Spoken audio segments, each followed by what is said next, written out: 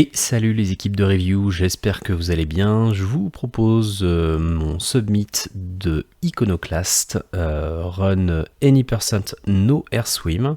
Alors j'ai expliqué très brièvement avant de lancer la run ce que c'est que cette catégorie. La catégorie No Air Swim, concrètement, c'est la catégorie Any% actuelle. Tout simplement, la Any% il y a un bout de temps utilisait une technique qui s'appelait le Air Swim, qui a depuis été patché, ce qui fait que sur la dernière révision du jeu, c'est une technique qui est quasiment impossible à effectuer. Et du coup, il y a cette deuxième catégorie qui a été créée et qui sert aujourd'hui un peu de Any%. Donc c'est une catégorie Any% avec plein de glitches.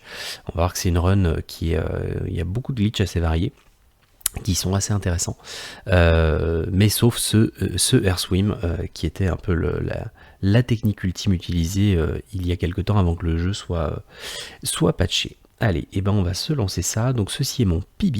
Je commente mon PB parce qu'il y a des techniques qui sont un peu particulières, qui risquent de ne pas passer en run live, mais je trouve intéressant de les présenter au cas où, si jamais elles passent. Mais voilà, au moins vous avez un aperçu global de toutes les techniques utilisées dans le jeu. Et on va se lancer ça tout de suite. Du coup, Iconoclast, qu'est-ce que c'est? Eh bien, Iconoclast, c'est un jeu de plateforme Metroidvania qui est sorti en 2018. Il a été un peu éclipsé par Céleste, dans lequel nous allons incarner le personnage de Robin, que vous voyez ici. Alors, qui est Robin? Robin n'est pas l'allié de Batman, bien sûr, mais c'est une jeune fille qui vit dans un monde un peu particulier où il y a une religion en fait qui contrôle un peu toute la société et qui est un peu un système oppressif que nous allons combattre. Et alors qu'en un rien de temps, vous avez vu qu'on arrive déjà au premier boss. Je vous détaillerai toutes les techniques qu'on a utilisées. Ce premier boss, on va essayer de l'enchaîner et de faire en sorte de l'avoir dès son premier cycle. Ici vous avez vu qu'on a une arme qui tire et qui permet également de faire des tirs chargés. Ici un dernier tir chargé et ça nous permet de nous débarrasser du boss en un seul cycle. Donc Robin, au tout début de l'aventure, ne dispose que de cette arme, de ce pistolet, qui permet donc de tirer ou de faire un tir chargé qui fait une attaque puissante mais avec un cooldown. Et ce tir chargé, il nous permet d'effectuer des boosts. Vous allez voir que c'est l'une des techniques principales de déplacement. Si on fait un boost, et bien en fait, on peut se faire propulser par l'arme pour soit effectivement sauter un peu plus haut, soit courir plus vite, en sachant que la vitesse de Robin ne reset pas tant qu'on est sur du plat. Donc si on a ce boost une fois, et bien on garde la vitesse jusqu'à ce qu'on soit interrompu par un objet. Par un obstacle, pardon. Et la Robin va pouvoir obtenir sa première upgrade qui est la clé à molette. La clé à molette tout simplement va nous servir à faire beaucoup de choses. Robin est une mécanicienne et dans ce monde il est absolument interdit de faire de la mécanique, de réparer des objets. Toute technologie est sous contrôle absolu de l'ordre religieux et Robin va pouvoir utiliser cette clé à molette pour manipuler, vous voyez, des petits mécanismes. Et c'est l'une des particularités de ce jeu, c'est que en fait c'est un jeu qui va mélanger platformer et puzzle game par moment. Et donc il va falloir résoudre certaines parties de petites puzzle game. Il va falloir comprendre comment s'articulent un peu les mécanismes. Vous voyez ici que le tir chargé nous permet effectivement de faire des boosts en saut. Et vous l'avez vu une ou deux fois, mais si on tire sur un ennemi, au moment où on le tue, on bénéficie de quelques frames, pendant lesquels si on rappuie sur saut, et bien on peut effectuer un double saut. Alors c'est pas une mécanique expliquée dans le jeu, hein, c'est quelque chose d'un peu qui a été trouvé un peu comme ça, mais il y a vraiment un timing très serré à trouver pour pouvoir effectivement faire ce petit double saut. Je vous le réindiquerai quand on le refera. Donc vous voyez, c'est déjà un jeu qui est assez dense, une run qui est assez dense en input. Hein. Là, on pourrait faire un petit double saut ici, mais je vais le tenter, mais il ne passe pas. Et du coup, on va utiliser un petit gun boost. C'est un saut qui est assez tricky ici. Surtout qu'on a le cooldown quand on ne réussit pas. Je crois qu'il va y avoir quelques petits essais qui vont me faire perdre du temps. Voilà, ici, qui nous permet de s'accrocher tout juste au pixel. Et ici un petit gun boost, voilà, pour celui-ci. Donc effectivement on va s'affranchir au maximum de tout ce qu'on peut en termes de mécanismes. On va utiliser des gun boosts pour accéder plus facilement à plein d'endroits. et on va ici arriver à un premier petit skip intéressant de puzzle. Ici on va faire un petit stone boost, et alors ici on va faire, voilà, j'ai tout juste le temps de m'accrocher, et avec un petit pause buffer en fait, je cherche une frame particulière qui me permet de m'éjecter et de ne pas me faire repousser vers le bas. C'est une technique qui fait gagner à peu près 15 secondes, 10 à 15 secondes quand elle est bien exécutée. Toujours les petits gun boosts, et on arrive dans la première ville qui est le Settlement 17, la colline 17, qui est l'endroit où vit Robin et sa famille. Alors là on va avoir une petite phase où on va aller parler à différents habitants. C'est un jeu qui a vraiment un scénario et un univers qui sont extrêmement travaillés. Je vous invite, si vous ne l'avez pas fait, à vraiment le faire. C'est un jeu qui paraît tout mignon comme ça, mais qui en réalité révèle un scénario assez sombre et assez sérieux, avec des thématiques un peu lourdes. Mais c'est vraiment un jeu qui est hyper intéressant à faire, tant du point de vue mécanique que du point de vue scénaristique. Et il est à noter que c'est un jeu qui a été fait par une seule personne, il a mis 5 ans à faire ce jeu. Donc c'est vraiment un tour de force, hein, il a tout fait, musique, graphisme, etc. C'est vraiment un travail de titan. Donc voilà, là on va aller récupérer les choses dont on a besoin. Voilà, toujours le petit gun boost, vous voyez que ça fait gagner un petit peu de temps, un petit peu de vitesse en tout cas. Et là, malheur, l'ordre va se rendre compte que nous faisons de la mécanique, et donc va punir la famille, et concrètement toute la famille de Robin va être sauvagement assassinée par une étrange machine qui vient du sol. On est heureusement mis en prison et libéré de prison, on est aidé par une pirate qui s'appelle Mina, qui va nous aider pour la suite de notre aventure. Et là on a une petite phase un peu scriptée où il faut avancer de façon très discrète en profitant des rires de nos amis les gardes, en tout cas les soldats du projet, puisque c'est ainsi que se nomme cet ordre supérieur, cet ordre religieux. Et vous voyez ici sur la gauche des agents spéciaux que nous allons au fil de l'aventure combattre. Et alors que se profile le premier vrai gros skip du jeu, on va skipper le boss de cette première phase. Ici on va casser les rochers ici. Et vous avez pu entreapercevoir le boss qu'on est censé combattre, mais on va aller déclencher un petit glitch. On va mettre Robin dans un espèce d'état un peu anormal. Voilà, vous entendez, voilà, on a le cycle d'animation qui est complètement buggé. Et en fait, ça nous permet de nous déplacer pendant les cutscenes, ce qui fait qu'on va déclencher la cutscene de lancement du boss, et au revoir. Et on déclenche le trigger de fin de chapitre. Et on a pu skipper tout le boss. Donc vraiment un jeu vraiment très beau, hein, et on n'en verra dans la run que assez peu, puisqu'en fait l'un des principes c'est que le début de cette run, comme c'est un Metroidvania, tout ce qui nous importe ça va être de collecter les upgrades nécessaires pour vraiment combattre le boss de fin. Donc en fait on va faire toute la première partie du jeu de façon assez legit, les premières 30 minutes globalement sont assez legit. Là vous voyez ici un petit boost, un petit kill boost, donc on a tué l'ennemi et on avait ces quelques frames pour pouvoir sauter. Donc comme je disais, on va effectuer à peu près les premières 30 minutes de la run, c'est assez legit, et dès qu'on va avoir l'upgrade qui nous permet vraiment de combattre le boss, qui ne nous bloque pas, enfin qui nous permet de ne pas être bloqué au boss final, et ben on va complètement péter le jeu. On va aller enchaîner 3 très gros skips assez différents les uns des autres, pour aller foncer vers la fin du jeu. Donc c'est une run qui permet de voir vraiment des techniques assez variées. On a une première partie qui est vraiment sur l'exécution, et puis une deuxième partie qui est vraiment full skip. Donc ici cette partie du désert, vous avez peut-être pu voir ici quand Robin s'accroupit dans les petits interstices, là quand elle marche à 4 pattes, on peut, en faisant un buffer de saut, et je vous le remontrerai quand ça aura lieu, faire ce qu'on appelle un fast crawl, c'est-à-dire que en principe Robin rampe assez lentement, et on a possibilité de bypasser cette limite, de faire un peu bugger le jeu pour que la vitesse à laquelle Robin rampe soit beaucoup plus rapide. Et donc pour ça on fait un petit saut, on buffer un saut juste avant de s'accroupir, et ça permet sur pas mal d'espaces réduits d'aller plus vite. Je vous montrerai la prochaine fois que ça aura lieu.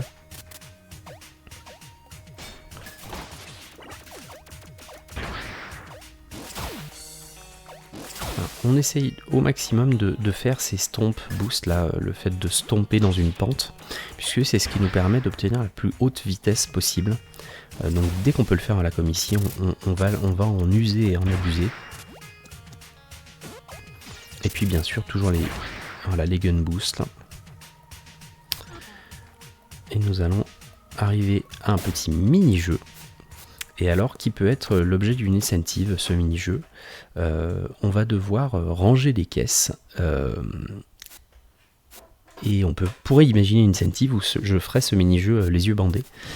Alors c'est pas forcément anodin, puisque si on fait toucher une caisse avec un rond et une caisse avec un triangle, c'est un game over, enfin c'est un mini-jeu perdu instantanément, parce que tout explose.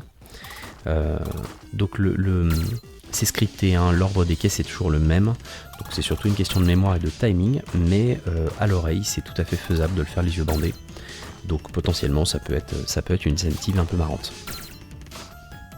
Donc là tout simplement en fait on met des coups de clé à molette, chaque fois qu'on met un coup de clé à molette l'ascenseur monte, et pour redescendre il faut attendre, donc il faut gérer le timing de redescendre de l'ascenseur pour pas se retrouver coincé.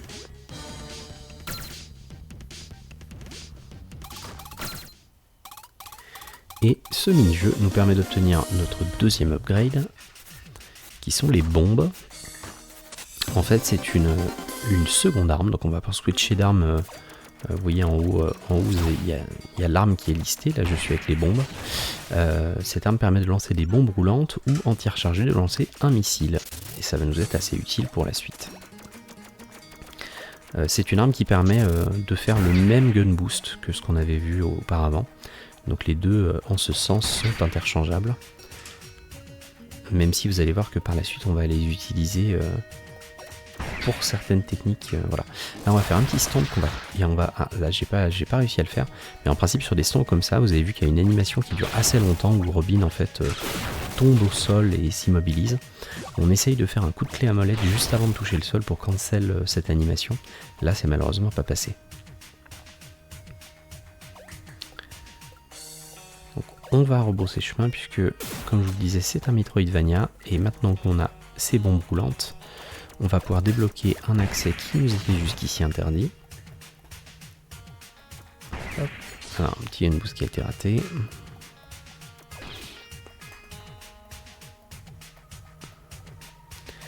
Et vous voyez ces petits rochers là, ces rochers ne peuvent être cassés que par des bombes roulantes. Donc on va utiliser notre nouvelle arme pour se frayer un chemin.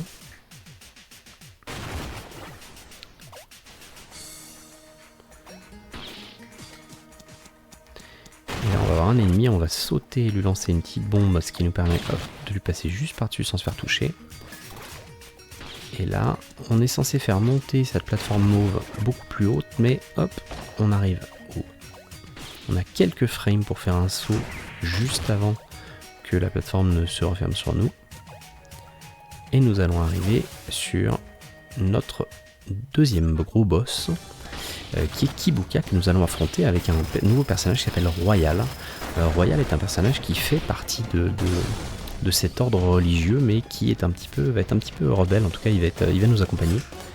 Et donc lui arrive à faire de la magie. Donc Kibuka, dans l'idée en fait, il faut qu'on le place avec nos bombes à l'endroit où Royal va effectuer ses attaques. Et donc on a une première phase où il va falloir lui faire trois fois cette attaque là.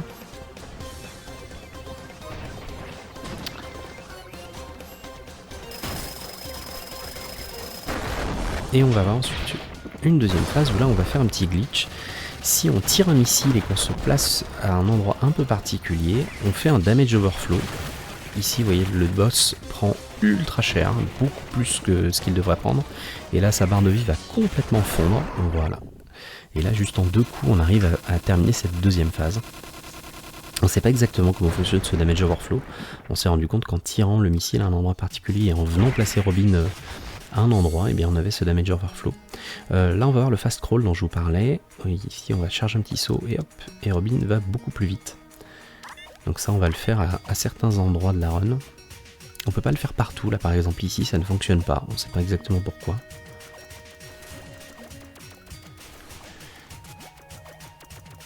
Mais nous allons très rapidement nous diriger vers un nouveau boss qui est le Général Chrome.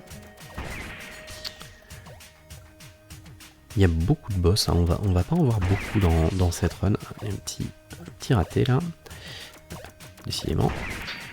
Il y a énormément de boss, hein, dans ce jeu et on va en voir qu'une petite poignée.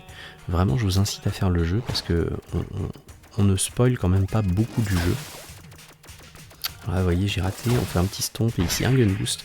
Voilà, ce qui permet d'avoir cette vitesse tout le long. On va skipper quelques cutscenes et on va se retrouver contre le Général Chrome. Donc là, on va switch d'armes. Et on a une première phase qui nous fait comprendre comment il va falloir battre cet ennemi. En fait, on va nous lancer des bombes et avec un coup de clé à molette, on peut les renvoyer. Et le Général Chrome, est à bord de cet hélicoptère.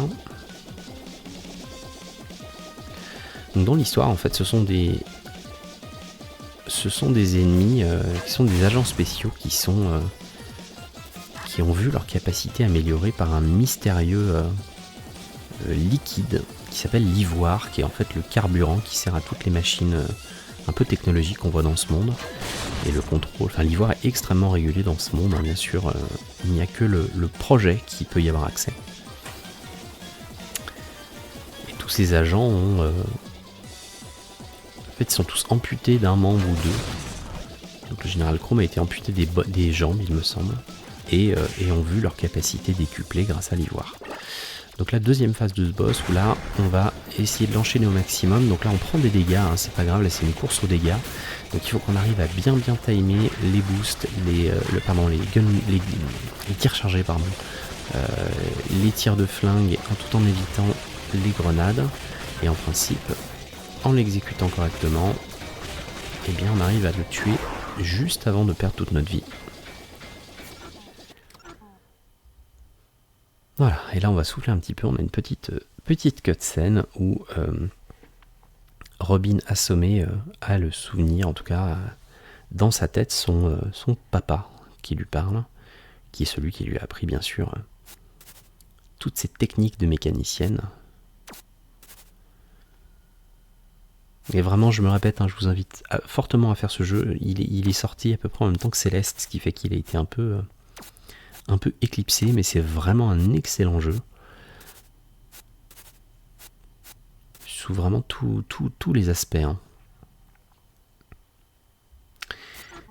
Et nous allons arriver à Isillugar. Isillugar qui est une cité sous-marine, qui est en fait le repère de la résistance. Si vous vous souvenez de la pirate avec qui nous étions en prison, Mina, eh bien on la retrouve ici. Et c'est là où habite toute sa famille et tous ses amis qui sont une espèce de cellule de résistance qui vit dans une espèce de ville qui vit juste sous la surface de la mer, hein, vous le voyez. Et il va y avoir toute une quête pour essayer de faire en sorte de défendre cette cité, c'est-à-dire qu'on va essayer d'aller aux profondeurs de la cité, jusqu'au mécanisme qui lui permet de se déplacer. Et bien sûr, ça ne va pas tout à fait se passer comme on le prévoit. Là, on va charger un tir de missile, hop, pour aller casser un rocher qui va nous bloquer par la suite. On charge un autre tir et ça nous permet de faire un petit gun boost ici. Ah, en principe, on peut passer sans avoir à s'accrocher, mais là, ça n'est pas passé. Ces poissons sont extrêmement pénibles. Ils peuvent nous enchaîner très très rapidement. Là, sur le deuxième, on va prendre un petit damage pour pouvoir passer, plutôt que de s'en débarrasser. Et là, vous voyez les plateformes qui ne peuvent être déplacées que par les bombes roulantes. Donc on va essayer à chaque fois d'optimiser le tir des bombes pour ne perdre le moins de temps possible. Ici une bombe normale, une bombe chargée, enfin un missile pour relever la deuxième. Un petit stomp et on cancel. Et là on va essayer de se débarrasser de ce poisson. On peut le faire sans s'en débarrasser, mais alors c'est très risqué. Le nombre de runs que j'ai tué ici, parce que je me suis fait enchaîner par le poisson, c'est un enfer. En fait, tout son dos est recouvert de pics, ce qui fait qu'on peut très facilement, et son seul point faible, c'est l'espèce de queue qu'il a. Et on peut techniquement lancer la bombe sans le tuer, mais alors si on rate une seule fois, on se fait enchaîner, c'est la mort assurée. Comme je disais ici, hop, le petit slope boost qui permet vraiment de gagner beaucoup de vitesse.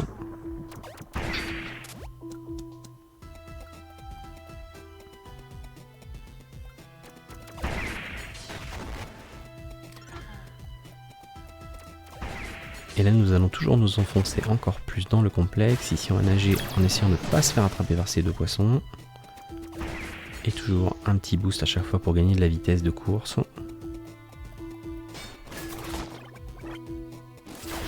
Hop, le petit, voilà, on cancel parce que sinon on se retrouve à péter en succession tous ces blocs rouges. Donc ça, on gagne du temps, on cancel le premier et on se laisse tomber. Ah. Donc là, ce petit gun boost là nous permet de nous affranchir d'absolument toute la partie gauche de cette salle. On a en principe une longue énigme avec des plateformes. Donc là, si on fait ça, on a juste à se faire la partie droite. Ce qui nous fait gagner énormément de temps. Et là on va faire un petit crawl boost. Ah, c'est pas passé malheureusement. J'ai essayé de charger le saut mais je n'ai pas eu le bon timing.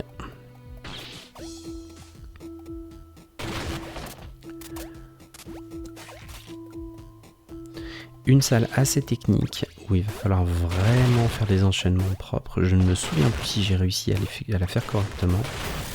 Mais on a vraiment les ennemis partout et surtout là ici, les tirs de bombes sont assez précis. Voilà, j'ai réussi à placer celle-là là-haut et du coup on perd le moins de temps possible. C'est très facile de perdre du temps sur cette salle. Hop.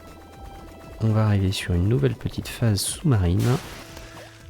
Là on va placer une plateforme et le plus précisément possible placer cette bombe, voilà, pour repousser ici cette plateforme.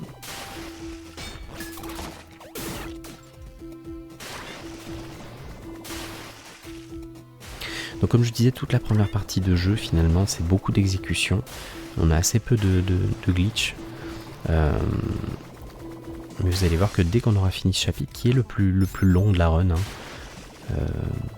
on va commencer à péter un peu le jeu.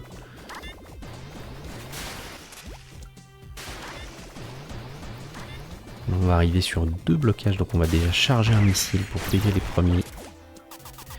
Et ensuite on attend, voilà, que le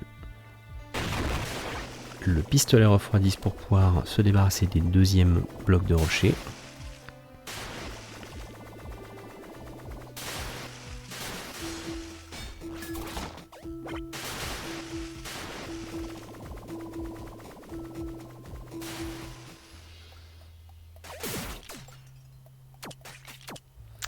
On se retape une fois plus les poissons, donc le premier on l'évite, le deuxième on va prendre le dégât pour pouvoir passer à travers. Et là on va essayer de prendre le moins de dégâts possible, ou en tout cas si on a des ennemis qui nous lâchent voilà, des cœurs, essayer de récupérer un petit peu de vie. Ah, un petit voilà, slow boost pour pouvoir passer tout ça sans avoir utilisé la clé à molette.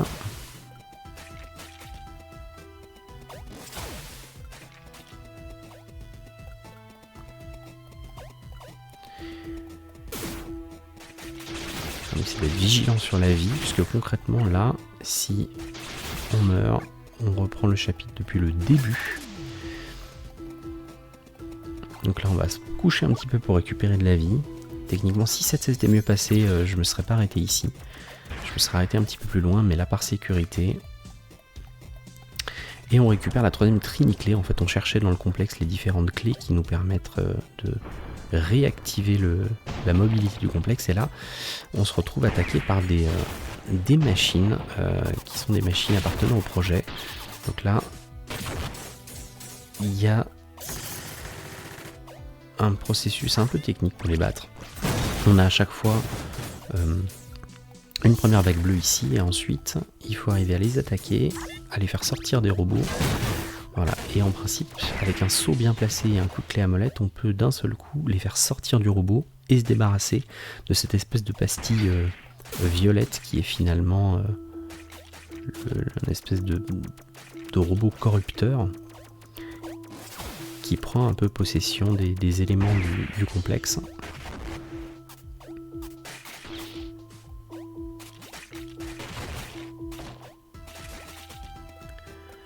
Là je vais reprendre la vie puisque je vais par la suite, vous allez le voir, prendre beaucoup de dégâts volontairement. Donc je préfère être à vie max. Et là on retombe sur une petite phase où on va voir ses ennemis. Là le premier on peut s'en débarrasser, le deuxième on est obligé d'attendre qu'ils soient en forme de robot. Et une fois qu'on aura tué, on va en avoir 2 de plus qui vont popper, ce qui fait que je vais charger un missile pour me débarrasser de l'un avant même qu'on le voit.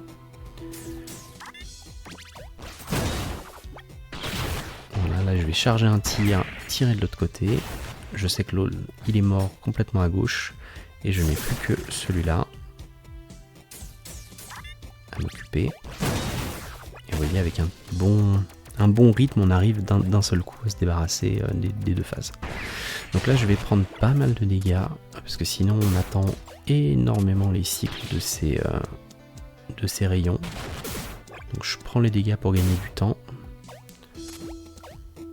J'ai malheureusement pas eu un très bon cycle, ce qui fait que je vais devoir me calmer un peu au bout d'un moment sous peine de mourir. Donc là je peux pas passer cette dernière phase, je vais être obligé d'attendre un peu. Mais c'est pas très grave. Là techniquement il est possible ici d'envoyer une bombe, mais voilà, je n'ai pas été assez rapide donc je suis obligé de remonter. Et il y a possibilité de le faire comme ça sans avoir à remonter. Mais le timing est très serré. Voilà, là je vais me coucher parce que on arrive sur un nouveau boss qui est Inti. Et Inti est en réalité la machine qui permet à toute cette ville souterraine sous-marine de se déplacer. Donc on va lui redonner un peu d'énergie et l'activer. Et malheureusement en fait il se retrouve, comme vous le voyez sur son front, possédé par l'une de ces terribles machines infernales. Et donc on va devoir le combattre. Le combat. Et donc on a vraiment tout un combat qui est avec un ordre à retenir sur les opérations à faire. Il faut régulièrement réalimenter, taper des engrenages pour déplacer la tête pour pouvoir le frapper.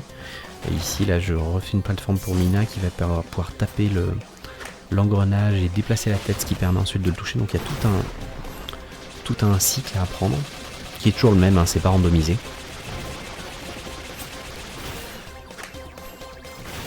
Et donc un combat en relais, hein, on passe d'un personnage à l'autre. Il y a vraiment des mécaniques qui sont assez intéressantes dans ce jeu. Et comme je disais, comme on voit peu de boss par rapport à la quantité qu'il y a dans le jeu, au final, on ne voit qu'une toute petite partie de ce que le jeu a à offrir. Un combat qui s'est plutôt bien passé.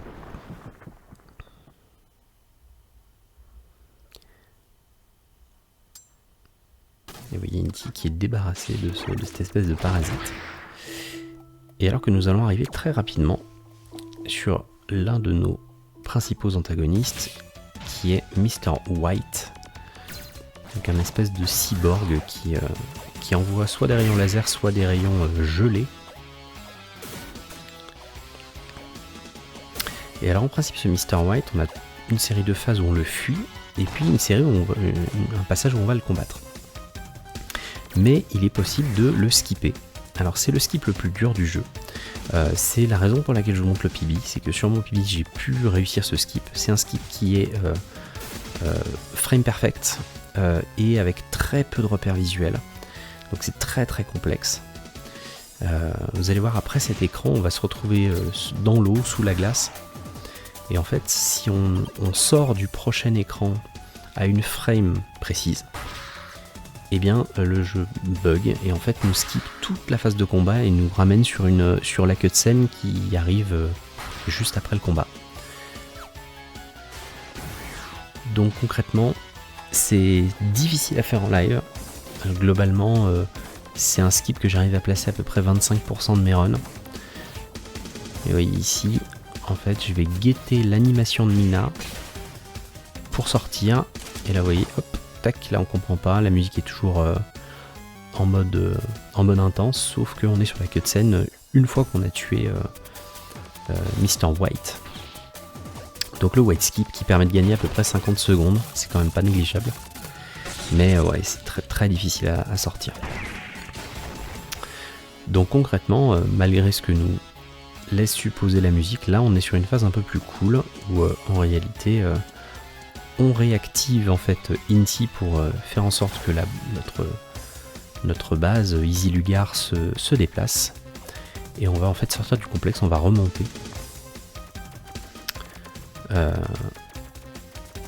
Seulement en remontant, on va se rendre compte qu'il y a encore pas mal de gardes dans les hauteurs du complexe, et donc il va falloir... oula, petite chute. On va avoir une petite cutscene ici qui va nous faire comprendre qu'il va falloir qu'on se débarrasse des gardes qui ont envahi le complexe. Vous avez un compteur de gardes ici, 13, 12. Il faut arriver à trouver tous les soldats et se débarrasser de toute cette petite armée d'envahisseurs. Donc on a un petit routing pour optimiser le fait de les battre. Il y a deux types de gardes. Il y a vraiment les espèces de CRS là qu'il faut stomp et les autres. Alors là vous voyez, j'ai eu pas mal de chance. Sur cette salle on peut se débarrasser potentiellement des deux gardes qui sont dedans en un seul missile. Mais ça dépend de leur placement et leur placement est aléatoire. Donc là j'ai eu pas mal de chance. Ça a permis de gagner un peu de temps, sinon on est obligé de faire 2 missiles.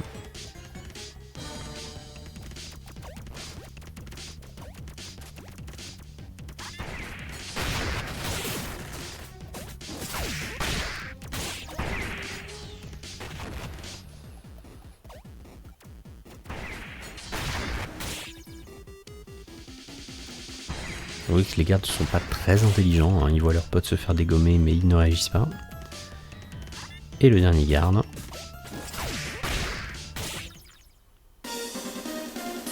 Et on a pu se débarrasser de tous nos ennemis. Et on récupère donc la dernière upgrade qui nous intéresse, à savoir la clé électrique. Et concrètement, c'est là où les dingueries vont commencer, puisque maintenant qu'on a la clé électrique, on a tout ce qu'il faut pour ne pas être coincé en termes de mécanique contre le boss de fin.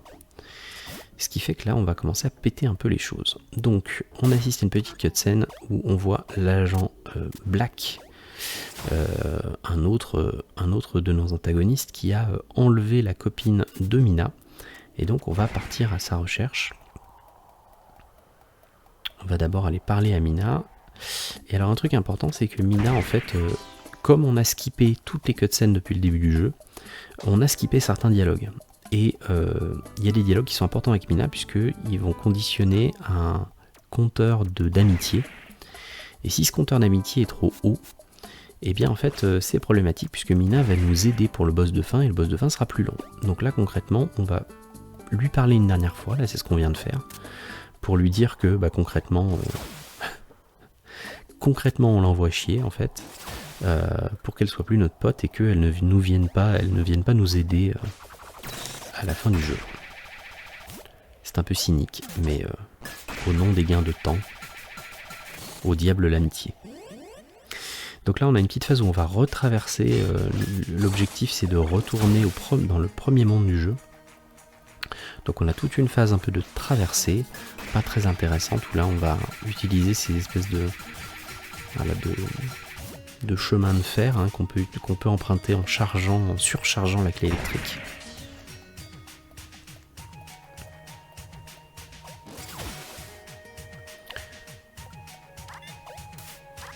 Là, comme je disais, les slow boost toujours, ce qui permet de gagner le plus de vitesse. Vous voyez que la vitesse de course est quand même vraiment augmentée. J'ai un peu de mal là. Et donc on se rapproche de notre premier gros skip du jeu, qui va être le key skip, qui est un skip qui est malheureusement RNG, et qui s'il rate nécessite un reset du jeu. Donc dès qu'on va arriver dans notre premier environnement, qui était la colonie 17, je vais faire une sauvegarde. Parce que concrètement, c'est un skip qui peut nous hardlock. Auquel cas il faudra absolument reset le jeu, ce qui m'arrive je crois dans cette run. Et là pour le coup on a tout cherché mais c'est aléatoire. Hein. Donc ce qui va se passer, on va effectivement aller faire une petite sauvegarde. Et vous voyez ici, on passe à côté, il y a une grosse clé bleue. Ces clés bleues, elles nous servent à ouvrir des coffres. Et là, elle va nous servir à autre chose, parce que oui, ce que vous n'avez pas vu, c'est que dans le jeu, il y a du crafting. On n'utilisera pas du tout de crafting dans la run, mais on peut crafter des upgrades. Là, en l'occurrence, vous ne le verrez pas. Mais ce qu'on va faire, c'est qu'on va prendre cette clé, et en fait, cette clé, elle augmente la taille de notre hitbox. Et en fait, ce qui va se passer, c'est qu'on va prendre cette clé et aller dans un couloir, dans un petit tunnel, et sauter. Et voilà. Et là, voilà, là ça n'a pas marché, je me suis retrouvé hardlock, c'est-à-dire que j'étais dans cette espèce d'état de boucle et je n'aurais jamais pu en sortir, donc je reset le jeu. En fait, ce qu'on essaye de faire, c'est, et ça c'est aléatoire, c'est-à-dire que si on saute et que le jeu ne crache pas, en fait, ça, dans la mémoire du jeu, ça va décaler la hitbox de Robin, et notamment, ça va nous permettre, quand on va rentrer à l'intérieur d'un bâtiment, de faire popper Robin à l'extérieur, faire un OOB en fait, ça va nous permettre de faire un OOB. Donc là, je retente. Voilà, et là le jeu ne crache pas, donc c'est bon. La première partie du key skip est réussie. Et là, vous voyez que je suis totalement en OOB. Et je vais aller me mettre dans un état de boucle. Alors attention, oui, je n'ai pas prévenu, mais je le mettrai au montage, une petite alerte photosensibilité, et on le verra plus tard, il y en a une bien pire que ça.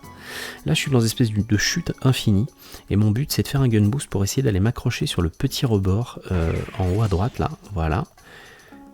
Et ça me permet de tomber dans une cutscene bien plus loin dans le jeu, et là j'ai un repère audio à la musique pour skip la cutscene. J'ai 4 frames, voilà, là ça a réussi, j'ai 4 frames pendant lesquels je peux skip la cutscene et ça m'amène vraiment beaucoup plus loin dans le jeu. Là j'ai skip au moins 10 heures de jeu. Ça m'a permis de me TP dans un tout autre chapitre. Donc là on est vraiment pas du tout au bon endroit. Hein. Et ce qui va nous permettre d'aller vers notre deuxième skip.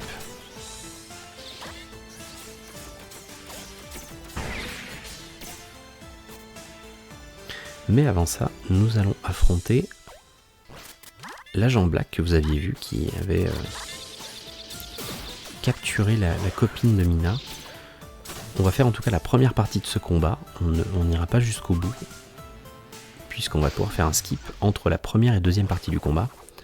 Donc là concrètement cette première partie, ce qu'on essaie de faire, c'est qu'on essaie d'activer une rampe de lancement de fusée pour aller sur une station qui est sur la Lune. Oui, quand je vous disais qu'on avait skippé une grosse partie du jeu, là en principe le scénario vous n'y comprenez plus rien.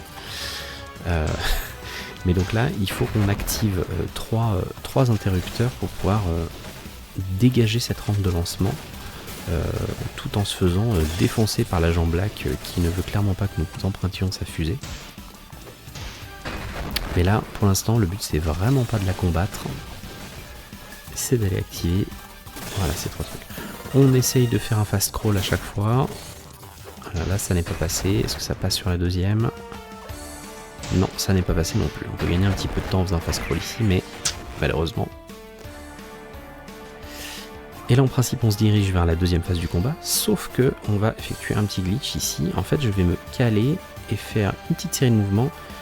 Voilà. En principe, en fait, ce qui se passe, c'est que les plafonds les deux plafonds des screens, en fait, ne sont pas tout à fait à la même hauteur. Et en fait, si on bouge correctement dans la transition, on peut se glisser en OB et une fois de plus se TP, c'est-à-dire skip toute une partie du jeu. Là on a skippé toute la fin du combat, enfin toute la deuxième et troisième partie du combat contre l'agent Black, et nous retrouver directement dans la Lune, enfin sur la station lunaire qui appartient au projet. Nous sommes donc avec Royal. Donc là on a une grande phase de traversée. Alors, je vais essayer de faire des boosts, mais je crois que ça marche pas. Voilà, c'est un peu laborieux. alors que c'est un long couloir, donc c'est important qu'on ait ce boost hein, pour gagner du temps. Et la petite cutscene, alors grosse catastrophe, hein, la station est en train d'exploser, Royal est blessé, on est obligé d'essayer de le sauver. Et là vous voyez que ces portes elles s'ouvrent en fait parce qu'elles détectent chez Royal des choses qui sont implantées dedans, il n'y a que lui qui peut ouvrir ces portes, et donc on est obligé d'être avec lui pour qu'il nous ouvre ces portes. Et vous allez voir que malheureusement, eh bien, il y a une porte qui va poser problème. Alors vous voyez que Royal est en descente totale, voilà, il est en dépression absolue, il a des pensées pas très cool. Et malheureusement vous allez voir, on a un détecteur de porte qui a été abîmé dans la destruction de la station. Et ce détecteur de porte eh bien, n'est plus trop à côté de la porte, ce qui fait que là, tant qu'on porte Royal, ça va bien, on peut ouvrir les portes juste devant nous. Mais vous allez voir que ça va poser un petit problème pour la salle d'après. Vous voyez ici le détecteur, et malheureusement on est obligé de lâcher Royal et de l'abandonner à son triste sort. C'est un moment du jeu où on passe beaucoup de temps à essayer de trouver une solution pour sauver Royal, et il n'y en a pas, Royal doit mourir. Et nous dirigeons vers le dernier gros skip du jeu, le Impact Skip. Donc là, qui est un skip très technique à expliquer. En fait, ce qu'on va faire, c'est qu'on va faire croire au jeu, on va tromper le jeu sur notre position verticale. Ce qui se passe quand on tombe, c'est que le jeu retient notre dernière position verticale en tant que la dernière position à laquelle on a touché le sol. Donc ce qu'on va faire, c'est que là, on va sauter et ne plus toucher le sol, c'est-à-dire qu'on va faire que s'accrocher durant toute cette descente. Et ici, faire une série d'inputs qui fait que pendant la transition, oui, donc j'aurais mis une alerte, hein, attention, personne photosensible. Là, c'est très pénible, hein, ce qu'on va voir, ça va durer un bout de temps. En fait, le jeu, du coup, croit qu'on est confus vis-à-vis de notre position verticale et nous décale dans la mémoire, et du coup là on est en fait en réalité en train de chuter entre les scènes du jeu, et donc on a une longue chute qui va durer une bonne trentaine de secondes avec ce truc très agréable, hein. C'est pour ça je pense que ça sera important de mettre des alertes de photosensibilité, et en fait on se TP directement au boss du jeu. Donc là, on a une première phase qui est une phase qui est dite de Nightmare, où on affronte des cauchemars. Donc on a plusieurs phases ici où on va devoir utiliser les différentes capacités de la clé, et c'est pour ça qu'on a besoin de la clé électrique, vous allez voir dès l'étape suivante. Là, je vais essayer d'activer, en activant la clé à une frame bien précise. Voilà. Là, ici, j'ai déclenché un glitch qui s'appelle la clé infinie. En fait, ça fait comme si j'appuyais comme un taré en boucle sur la clé, et en fait, ça me permet d'aller beaucoup plus vite. C'est-à-dire que j'active en boucle sans jamais la perdre l'énergie de la clé. Et donc, ça me permet de faire monter ces fleurs beaucoup plus rapidement. Je vais essayer de le faire sur la troisième phase, mais je ne vais pas réussir. Mais c'est possible de le faire sur les deux phases. Voilà, j'ai essayé, mais ça n'était pas la bonne frame. Et donc, pareil, il faut faire monter ces... Donc toute cette histoire de clé électrique, en fait, on en a besoin que pour cette deuxième phase de Nightmare. On ne peut pas skip. Et si on n'a pas la clé électrique, bah, c'est mort. On peut pas, on se retrouve softlock. Donc là, je me place à des endroits qui sont des safe spots, hein, qui sont des endroits assez précis pour ne pas se faire toucher. Et dernière phase de Nightmare. Là, on a juste un bon tir chargé à mettre. Chaque Nightmare correspondant à un agent spécial en réalité. Enfin, il y a vraiment tout un lore, hein. C'est très complexe. Mais c'est vraiment un jeu très passionnant. Et nous arrivons donc à Starworm. Starworm qui est en réalité le dieu que vénère le projet, qui est en fait un gigantesque truc enfoui. Qui est un peu l'une des sources de l'ivoire, qui pompe de l'ivoire. Là, une petite cutscene avec le papa, avant d'affronter ce boss de fin.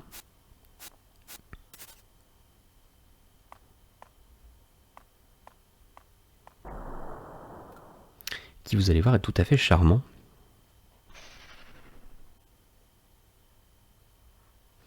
Avec un bout de cerveau qui coule, hein, parce que sinon c'est pas rigolo.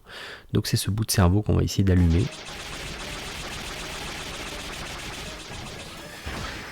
Ah, et là, malheureusement, petit souci, j'ai fait un tir chargé qui n'était pas souhaité, ce qui fait qu'il faut que j'attende le cooldown de l'arme.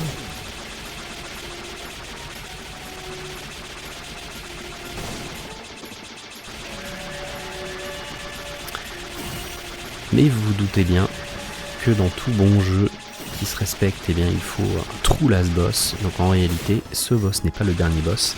Et je pense que pour le côté what the fuck, je laisserai la cutscene d'avant, enfin d'après boss. Parce que c'est une fin qui a pour le moins surpris la plupart des joueurs qui ont joué. Alors là, hop, on est censé mettre des coups de clé. Malheureusement, j'ai un peu galéré. Voilà, pour perdre sa main. Là, c'est un peu tendu. Je suis pas bien foufou en vie. Donc là, le boss est censé être mort. Et en fait, ce qui se passe, là, j'ai pas mis la cutscene, mais je la laisserai. En réalité, la cutscene, on se rend compte que ce dieu, ce monstre géant, est en fait un vaisseau spatial. Et ce vaisseau spatial s'ouvre et révèle l'occupant du vaisseau spatial, qui est un oiseau géant, un espèce de gros corbac. Et ça, il n'y a absolument rien dans le jeu, quasiment rien. Il y a un petit hint au tout début du jeu qui le laisse supposer. Donc la lecture qu'en ont la plupart des fans du jeu, c'est de dire que ça montre l'absurdité d'essayer de on va dire de concrétiser le divin. C'est de dire que qu'est-ce qu'il y a derrière le divin, on ne sait rien, ça pourrait très bien être un oiseau dans un vaisseau spatial. Mais voilà, on se retrouve à fighter ce gros corbac qui est un peu vénère, hein, qui va invoquer des ennemis, qui se protège, qui nous envoie des flammes. Alors dans les flammes, souvent il y a un peu de vie, donc on en profite pour essayer de se soigner.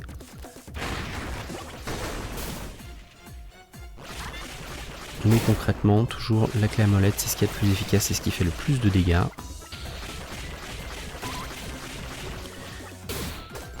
Voilà, dernière phase. Un peu plus compliqué parce qu'il réveille en plus l'autre boss, donc on va le tuer avant. Et nous sommes arrivés à la fin du jeu, où il nous reste un dernier input à mettre, puisque finalement la fin de cet oiseau de malheur, ça sera finalement son propre vaisseau. C'est dégueulasse. Et chose que, parce qu'on a skippé le scénario, vous n'aviez pas vu, mais on a sur nous des graines.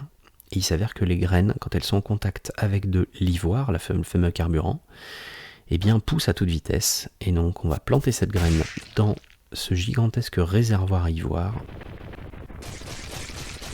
Et c'est la fin du jeu, puisque cette petite graine nous permet de faire revenir moult éléments de vie, faire pousser de nombreux arbres, et c'est le retour de la nature. Et là, j'ai effectivement coupé la cutscene de fin, mais en principe, on a plein d'arbres et des animaux qui sont en folie, et c'est trop joli, et voilà. Et c'était donc Iconoclast. J'espère que ça vous a plu. Voilà, l'avantage du PB, c'est que vous avez vu à peu près toutes les techniques, y compris les très complexes qui ne passeront peut-être pas. Mais voilà, et bien écoutez, je vous souhaite bon courage dans cette phase de review qui s'annonce à n'en point douter intense comme chaque année. Et je vous dis à très bientôt. Ciao, ciao.